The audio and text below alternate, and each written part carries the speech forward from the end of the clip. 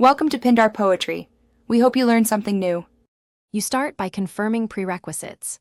Node, JS LTS plus your package manager. Once installed, create your React scaffold with npx create React app or Vite so you have a predictable file structure.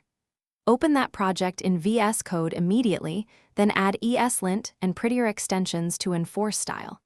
Make sure to initialize a Git repo now so you track changes. This early setup prevents style drift and runtime surprises as you build components and helps tooling provide instant feedback while you code.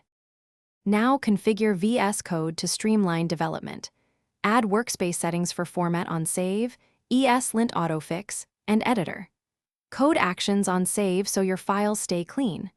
You should also install React-specific snippets and rely on IntelliSense for prop and import suggestions.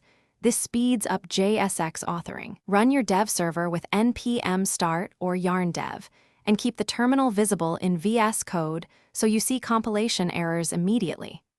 Once done, use the debugger and React developer tool. To finish, add production build scripts and testing with Jest or React testing library, and wire lint checks into CI so errors are caught early. Use live share or port forwarding to collaborate and test backend APIs locally.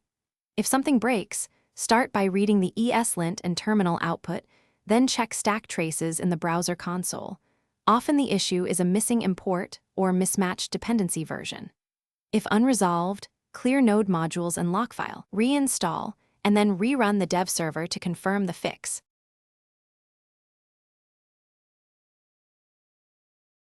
Thanks for watching. Consider subscribing if we helped you.